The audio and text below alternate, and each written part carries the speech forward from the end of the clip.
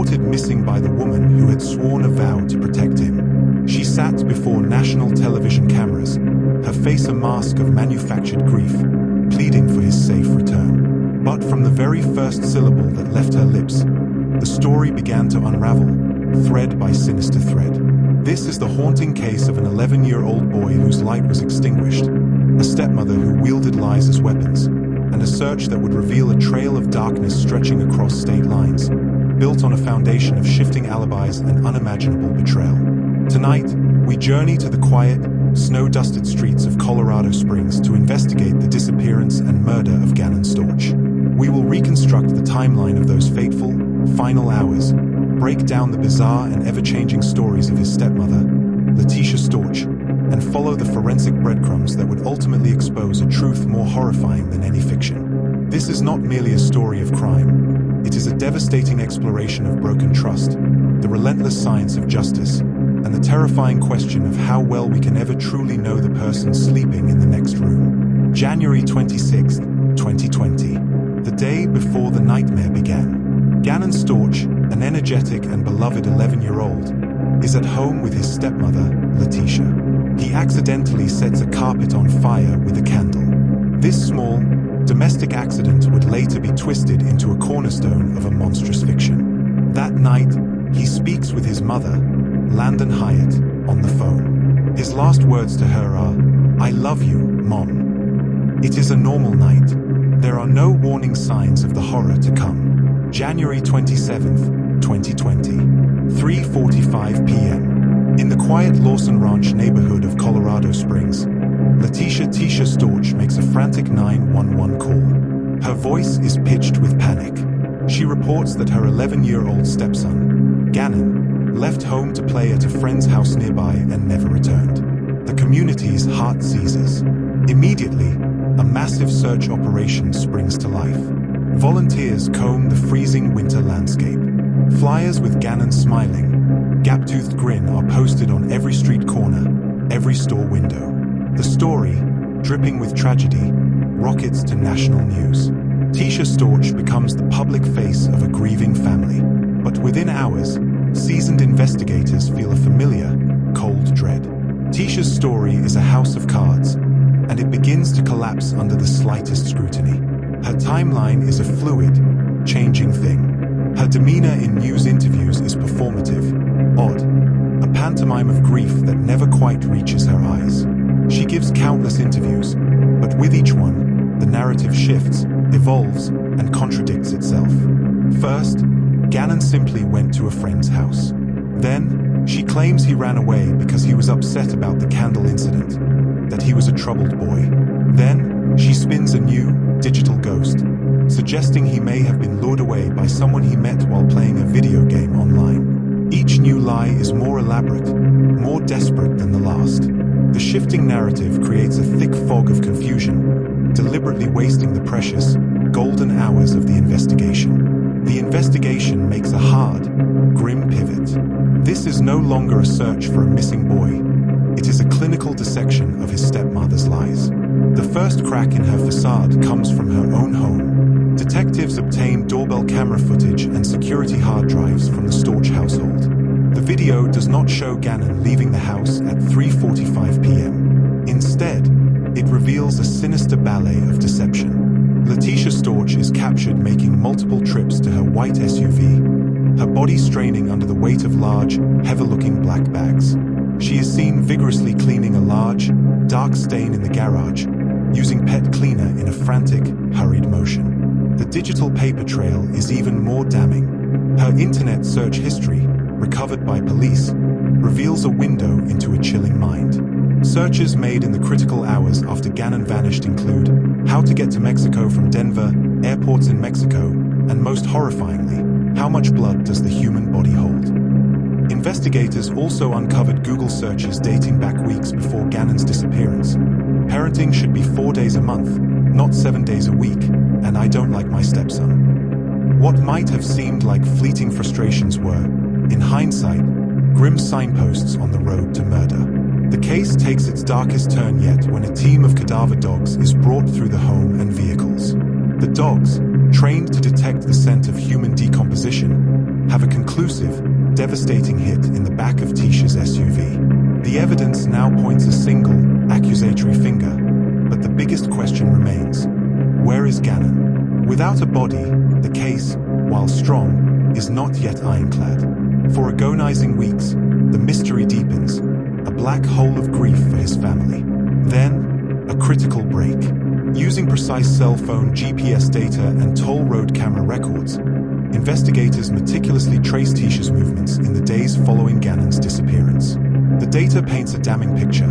She took a lengthy, inexplicable road trip from Colorado Springs south into Texas, then east across the entire country to Florida, then north to South Carolina, before turning back toward Colorado. The timeline of this gruesome pilgrimage aligns perfectly with the period she would have needed to dispose of evidence. It was not the frantic wandering of a broken mind.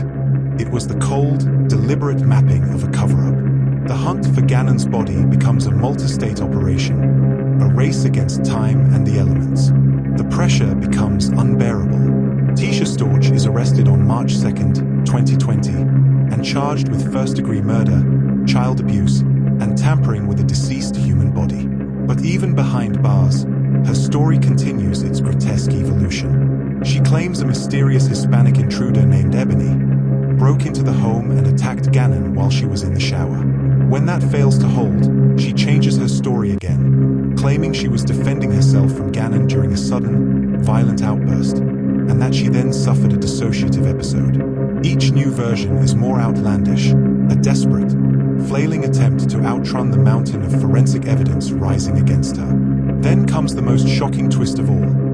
Her defense team announces they will pursue a plea of not guilty by reason of insanity, claiming she was in a psychotic state at the time of the murder, a diagnosis that would conveniently erase all criminal responsibility. The stage was set for a trial that would hinge not on who done it, but on why, and whether the killer was legally sane enough to be held responsible for her brutal actions, or if the justice system would accept the most audacious lie of them all. The trial of Letecia Tecia Stauch was never going to be simple. By the time prosecutors brought her before the court, the case was less about the who and more about the how and why. The evidence tying her to Gannon's death was overwhelming, digital, forensic, and psychological. But her defense team clung to a single, fragile shield: insanity.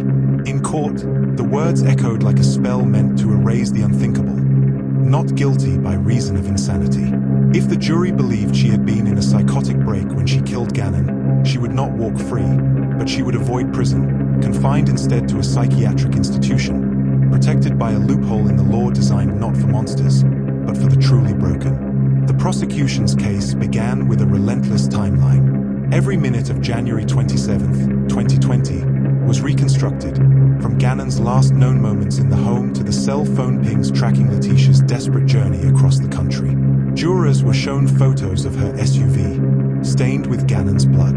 They were played fragments of her frantic Google searches, words that now landed like bullets. Can Nintendo find my location? Blood test to check for DNA. Can you prove someone without DNA? Then came the most devastating testimony: the discovery of Gannon's body. March 20th, 2020. Santa Rosa County, Florida. A construction crew working along a remote stretch of US Route 90 discovered a suitcase dumped beneath a bridge. Inside was the small, decomposing body of 11-year-old Gannon Stauch. His body told the story his stepmother refused to. He had been stabbed 18 times, shot once, his skull fractured. His injuries were the textbook definition of overkill, violence that spoke not of an accident or a momentary lapse, but of rage, of intent. In court, prosecutors displayed the suitcase. They spoke the words Letecia had worked so hard to bury. Ladies and gentlemen of the jury, she drove his body 1,400 miles and threw her stepson away like garbage. Gasps rippled through the gallery. Even seasoned reporters turned their faces away. But Letecia's lawyers struck back with their carefully constructed narrative. They called psychiatric experts who claimed she suffered from a severe mental illness, that she had lost control, that she had been in a dissociative state. They painted her as a woman unraveling under the pressure of step-parenthood, an unstable mind spiraling into violence without reason. And then came Letecia herself. She sat before the jury, her voice trembling, her story fractured. "I didn't mean to hurt him. I was scared. I don't remember everything. It wasn't me. It was like I was watching myself. It was the performance of a lifetime." She dabbed at dry eyes with tissues, glancing toward the jurors as if begging for sympathy. But was it believable? The prosecution dismantled her insanity defense piece by piece. They pointed to her carefully calculated road trip, her obsessive cleaning of the crime scene, her manipulative interviews with the press. They argued these were not the actions of a woman in psychosis, but of someone perfectly aware of her guilt and desperate to escape it. Insanity, one prosecutor thundered, is not an excuse for cruelty. It is not an excuse for 18 stab wounds. It is not an excuse for stuffing a child into a suitcase and leaving him to rot. And they had more. Experts for the prosecution testified that Letecia had no documented history of psychosis. No hospitalizations. No schizophrenia. No delusions prior to the crime. Instead, they described a pattern of narcissism, manipulation, and calculated rage. One witness, a forensic psychiatrist, summarized it bluntly. This was not a break from reality. This was a break from morality. The jury listened, and as the days stretched into weeks, the mask of insanity slipped. Witness after witness described Letecia not as psychotic, but as calculating, manipulative, and cold. Her fellow inmates testified that she bragged about tricking investigators. Letters she wrote from jail revealed not madness, but strategy. Even in confinement, she plotted, lied, and sought to control the narrative. Finally, in May 2023, after years of delays and agony for the family, the verdict was delivered. The courtroom was silent, every breath suspended in the air. The clerk's voice cut through the tension like a blade. Guilty. First-degree murder. Child abuse resulting in death. Tampering with a deceased body. The sentence: life in prison without the possibility of parole. For Landon Hyatt, Gannon's mother, the words were both a hammer and a balm. Justice had been spoken, but her son would never come home. For Stauch, the father, the pain was doubled, betrayed not only as a parent, but as a husband who had once trusted Letecia to care for his children. And for the community of Colorado Springs, the verdict was a bitter reminder that evil can live not in shadows, but in kitchens, garages, and family living rooms. Outside the courthouse, reporters swarmed. One asked Landon what justice felt like. Her voice cracked. It feels like nothing can bring him back. But at least now, she can never hurt another child again. Another journalist pressed Ull, who stared blankly before whispering, "I let her into my home, and she destroyed it from the inside." The case of Gannon Stauch is more than a story of murder. It is a case study in the psychology of lies. A woman who wove shifting narratives: runaway, intruder, accident, psychosis, hoping one would stick. It is a story of forensic science that cut through the fog, GPS data, blood analysis, and the courage of cadaver dogs who led investigators to the truth. And above all, it is a story of a legal system tested by the insanity defense. A defense meant to protect the truly ill, but so often twisted into a desperate escape hatch for the guilty. In the end, the jury's decision reaffirmed a hard truth. Insanity cannot be an umbrella for cruelty. When manipulation masquerades as madness, justice demands clarity. Gannon's case leaves us with questions that linger like smoke in the air. How well do we truly know those we let into our families? What safeguards exist when the home itself becomes the crime scene? And how do we, as a society, balance mercy for the mentally ill with justice for the innocent dead? Here at Crimes Uncoded, we're not just telling crime stories. We're breaking down the legal codes that define them. The sealed affidavits, the disputed evidence, the battle between defense and prosecution. This is where the real story of justice often lives. Make sure to subscribe, because next up, the perfect murder and the law that couldn't touch it.